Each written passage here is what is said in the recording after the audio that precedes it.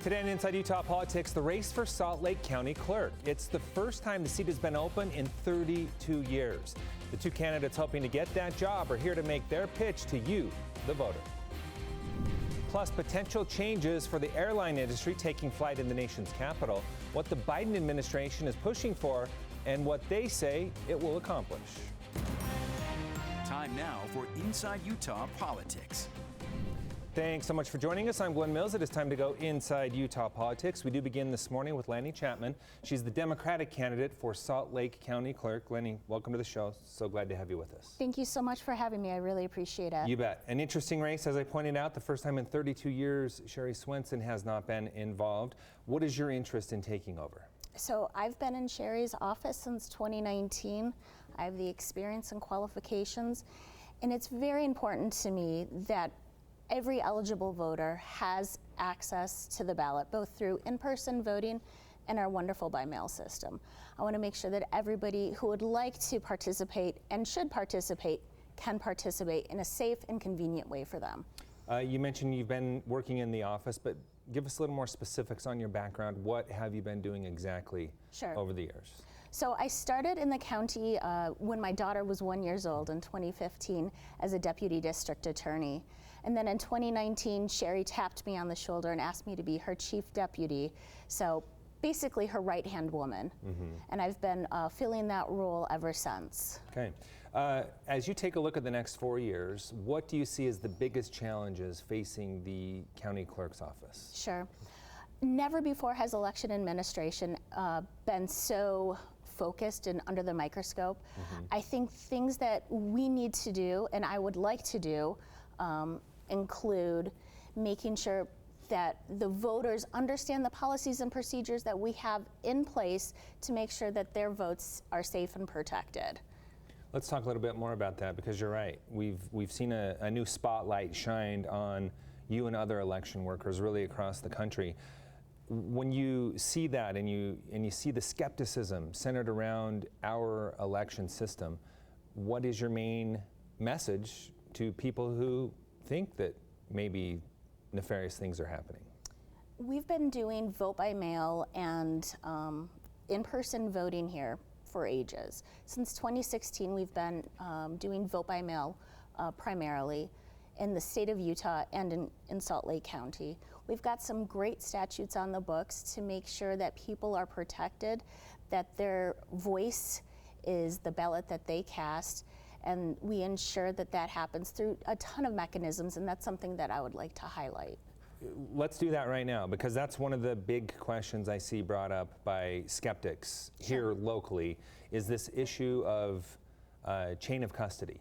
How do you ensure that you have a legitimate chain of custody when we talk about the processes that are in place right now? So starting with our statewide database, VISTA, that we use, all voters have been vetted that are in there. So we only send a ballot to active registered voters.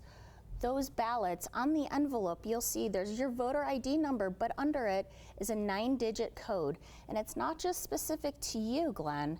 It's specific to every single active registered voter in Salt Lake County and that election. So say, for instance, your dog ate your ballot. You'd call me and say, Lanny, I need a new ballot. I would cancel that old ballot and envelope, send you a new one. If for some reason that old ballot came back to me, the VISTA system, the mechanisms we use, know not to count that ballot, to segregate it, to put it aside, so that we wouldn't count that. In addition to that, we have 5, 6, 7 versions of everybody's signatures. We get those from the driver's license division, from party registrations, from party affiliation, and former ballot affidavits. So we have a lot of signatures to compare the signature that you put on that by-mail ballot to what we see. I have to ask, have you heard that excuse before? The dog ate my ballot? Absolutely. I'm sure you've heard a lot. It's more than just homework. Yeah, I'm sure you've heard a lot of good ones. Talk about the curing process. As someone who's worked in the clerk's office, you've seen that happen. I know Sherry reports that thousands of ballots every election cycle go through the curing process. what does that do to ensure a fair vote? So we're going to cure a ballot if somebody forgot to sign their affidavit on the envelope. It happens more often than you would think. If the signature doesn't match, if we looked at all of those signatures that we were talking about earlier, and we can't say that this signature matches using the education that we have the FBI, an FBI training come in with our team to train how to compare signatures. It's not just that it says Glen Mills, it's that the ascensions, descensions, the pauses, the white space looks the same. There's been a lot of issue, not necessarily here locally that I've seen, but across the country where poll workers, election workers are coming under fire and threat. What are your thoughts and how do you manage that potential if you are to become the county clerk? Sure. It's terrible that our poll workers they're volunteers, they're heroes. They're putting themselves out there to make sure that people's voices are heard, are being under threat. We're using our UPD officers to go pick up ballots at drop boxes, so we're no longer using poll workers to do that in teams of 2 pursuant to our Utah statute to make sure that those ballots stay safe. But as far as our poll workers regularly, we talk to them, we work with the state to make sure if there are any known threats that they're being handled and taken care of in a quick and efficient manner. Do you believe there is a need to more closely monitor ballot boxes? We're doing that pursuant to statute right now. So we have any unattended drop box, as you know, has a security camera on top of it. And like I said, when we have pickup at those drop boxes after ballots have been mailed out on October 18th through November 8th, election day, we have officers going and picking up in teams of 2 and bringing them back to our office to make sure that that chain of custody stays intact and those ballots are as safe and secure as physically possible. When you talk about encouraging everyone to vote and making sure everyone who's eligible to vote can do so, do you have other ideas how to further expand that in the future? I would want to make sure that people understand those policies and procedures that we have in place. And with voter education, we're not just talking about right before an election. I want people to understand when it's a municipal year, an odd year, what kind of things to expect on your ballot, even before we know who the candidates may be. Talk about mail-in voting. You've already expressed support for that. Absolutely. I believe the last election, somewhere around 90% of all votes were vote by mail. So that is something you believe you want to protect and continue to operate in the state of Utah. I'm a huge advocate for it. It allows people like me, a busy mom, full-time worker, to still be able to vote my ballot, look up the candidates, look up the questions, and make sure I'm voting for candidates and questions that align with my values. What's the difference between you and your opponent? I have experience. I've successfully run 8 elections in the Salt Lake County Clerk's office already. I'm working on my 9th now. I'm a huge advocate for our both in-person voting, making sure that we have those accessibility requirements, that first a same-day registration takes place, and those people that like the tradition of in-person voting have the opportunity. But for the other 90% of us, we can vote by mail in a safe and secure way. What's at stake here as voters make this decision in Salt Lake County from your mind? In my opinion, it's experience, qualified candidate versus somebody who isn't, who's not been tested yet. Our viewers who are watching this and would like to get to know more about you, first off, what's your final pitch to them? And second, where can they learn more? Sure, my final pitch is public offices need to stay in the hands of public servants. I've worked for the county since 2015, from the clerk's office since 2019. I have the experience and qualifications to make sure that every eligible voter has the opportunity to have their voice heard in Salt Lake County elections. All right, and do you have a website where people can go to find out more about you as well? I do. It's lannyforclerk.com. All right. Very interesting race on our radar. We will be following it through election night, and we appreciate your time here. Thanks so much. Thank you so much. You bet. Coming up, taking a closer look at electoral votes in the United States. We're breaking down the bipartisan bill expected to clear the Senate. But first, we're sticking with this race for Salt Lake County Clerk. We'll introduce you to the Republican candidate after the break. Stay with us.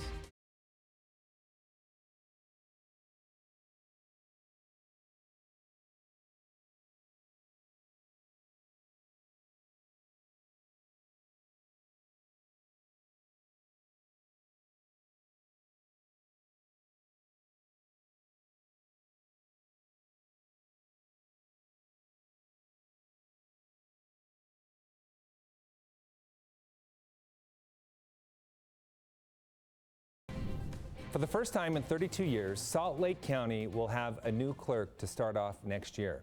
Gaud Maragani is the Republican candidate in the race.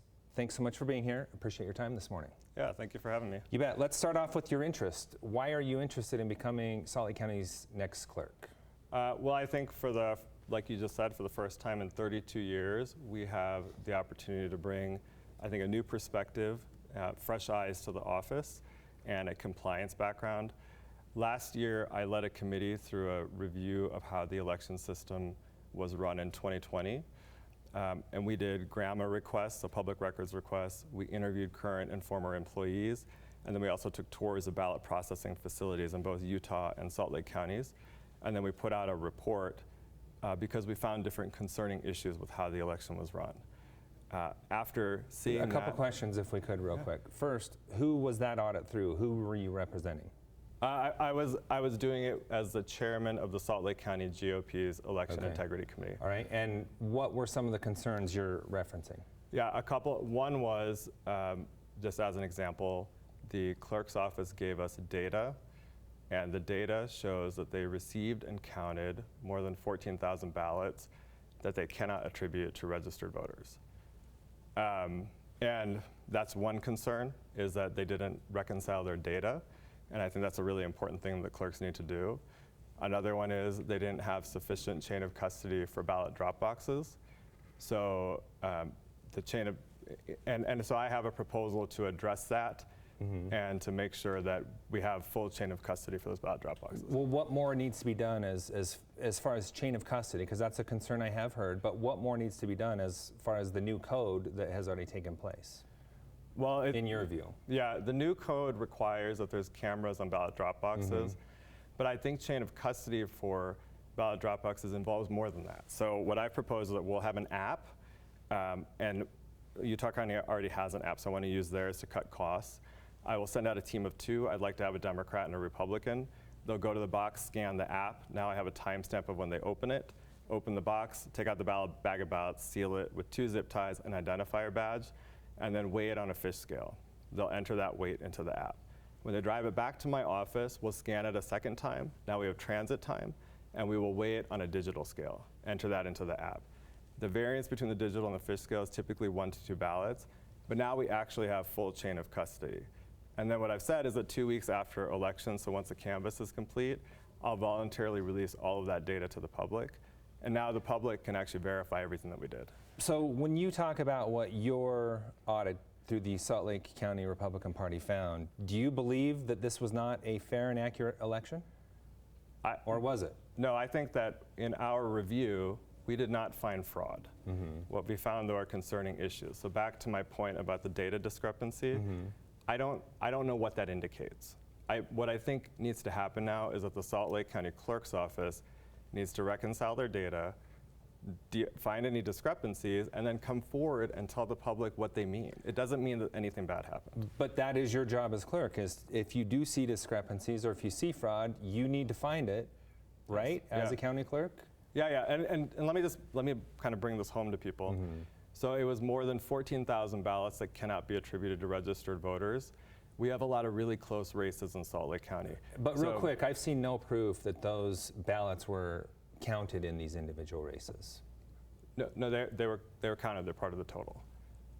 Right, but in the sense of you proving that those were, so you're saying unregistered votes were counted in Salt Lake County? No, I'm saying their data that they provided shows that they received and counted ballots that they cannot attribute to registered voters, more than 14,000 of them. that is not saying that they're unregistered voters or anything like that.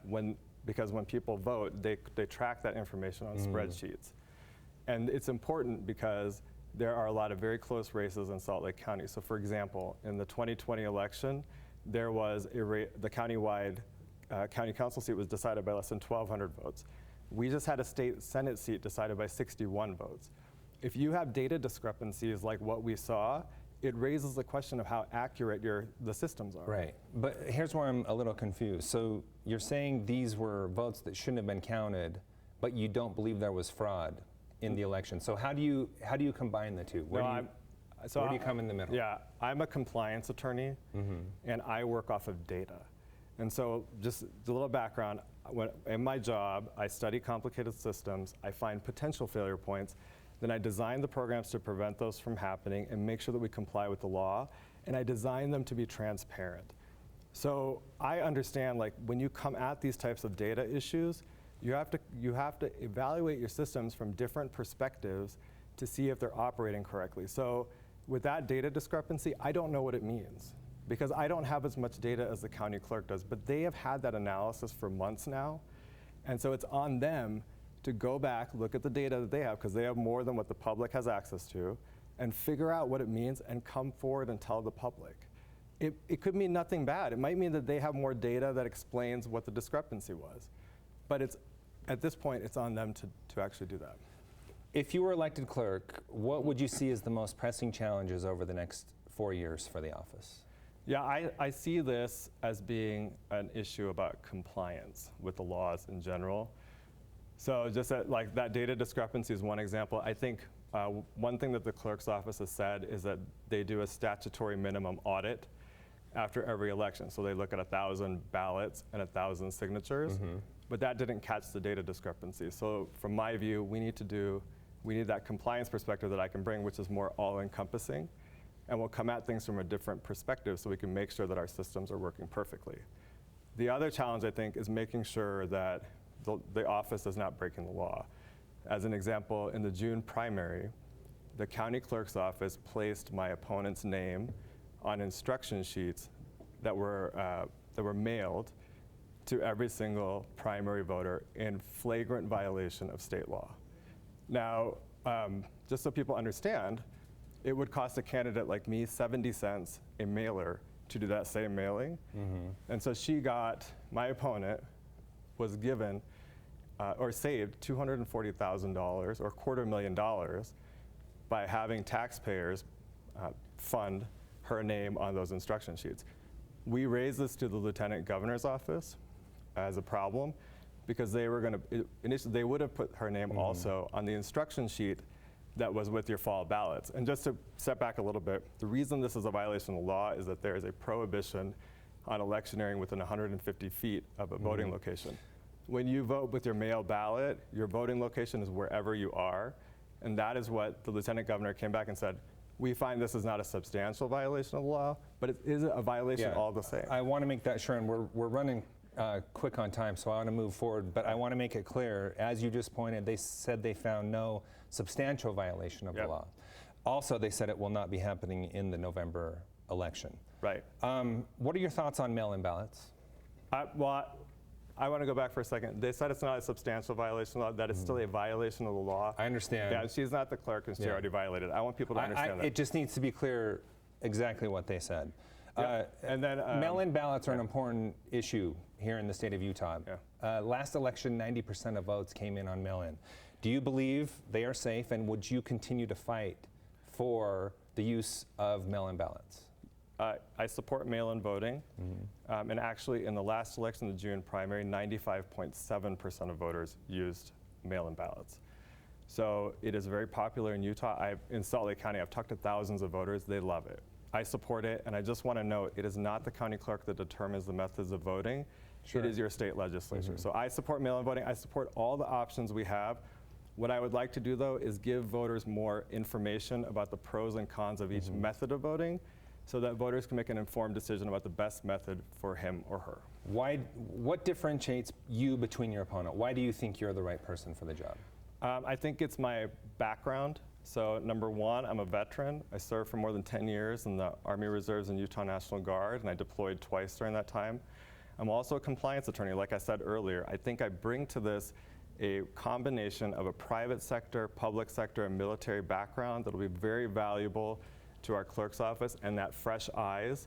And like I said, I will always, I was a veteran, I served overseas. I will always conduct myself with the utmost integrity, and I will never violate taxpayer trust like I think our clerk's office did when they put my opponent's name on the instruction sheets. We've run out of time. Where can people find more information about you? You can go to Goud, G-O-U-D, the number 4, clerk.com to learn more about me. Thanks so much for being here with us this morning. Thanks. You bet. Appreciate it. Coming up, the Biden administration calling on airlines to be more transparent with those extra fees. What they have in mind after the break.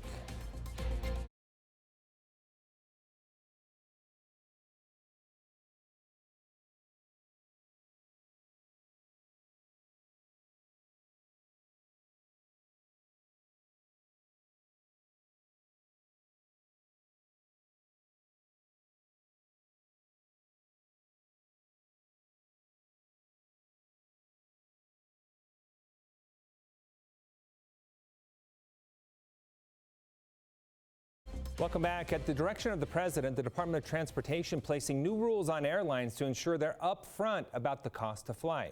Washington correspondent Raquel Martin with that story. Whether it's baggage fees, cancellation fees, or even fees to choose a seat, soon airlines will be required to be more upfront about the entire cost to fly. Bottom line here is that passengers shouldn't be surprised by the true cost of a ticket. Transportation Secretary Pete Buttigieg says he and the White House are pushing forward a new rule demanding more price transparency from airlines. Secretary Buttigieg tells me this wouldn't just impact airline websites, but also third-party sites like Expedia or Google Flights. So that you can really compare and so that you can save. Captain Dennis Tager with the Allied Pilots Association welcomes the added pressure from the federal government. When there's accountability, that's when management reacts. He says the industry collects $5.2 billion in baggage fees alone each year. Yet, since the pandemic, has failed to do right by its customers and workers. There is a deficit of trust and respect in the airline business. Shame on management for creating a situation that they needed outside intervention to perform to a level of decency. The proposed rule comes just weeks after the administration also launched a new federal website showcasing which airlines provide food or hotel vouchers after cancellations or delays. And just the news that we were going to put that information out led a number of them to improve their customer service almost overnight. Buttigieg says he hopes this latest rule has a similar impact. In Washington, Raquel Martin. Congress appears ready to update how it counts and certifies electoral college votes. It's a move widely seen as a way of preventing another January 6th-style uprising. Washington correspondent Trevor Shirley in the nation's capital with more.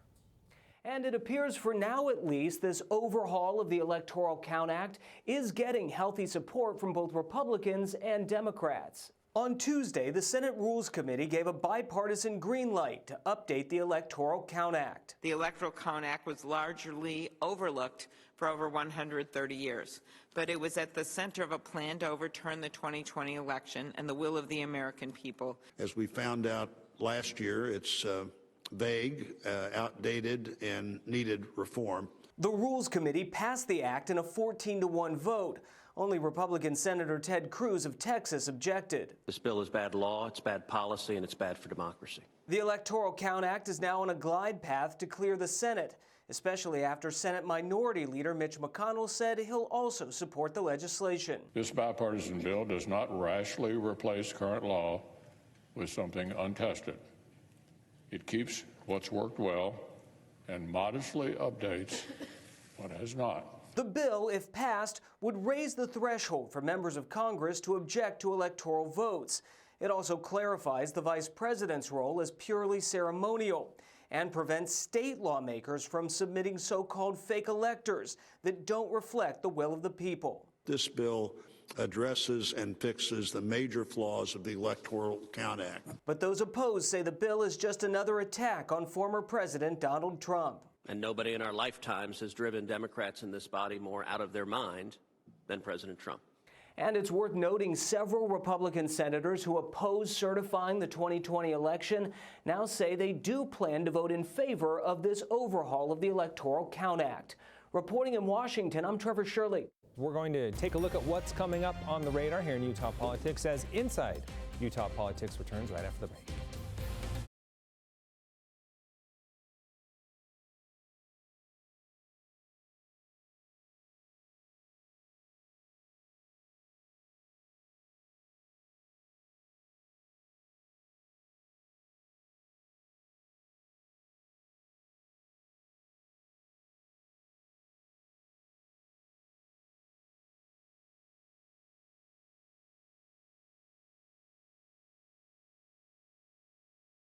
Leaving now with a look at what's on the radar in the world of politics. The general election, it's coming up. Look for ballots to start arriving in the mail the week of October 17th. Election day is Tuesday, November 8th. And then the general legislative session, can you believe it? It's just around the corner. It will begin Tuesday, January 17th. Thanks so much for making us part of your Sunday morning. We hope to see you again next week as we go inside Utah politics.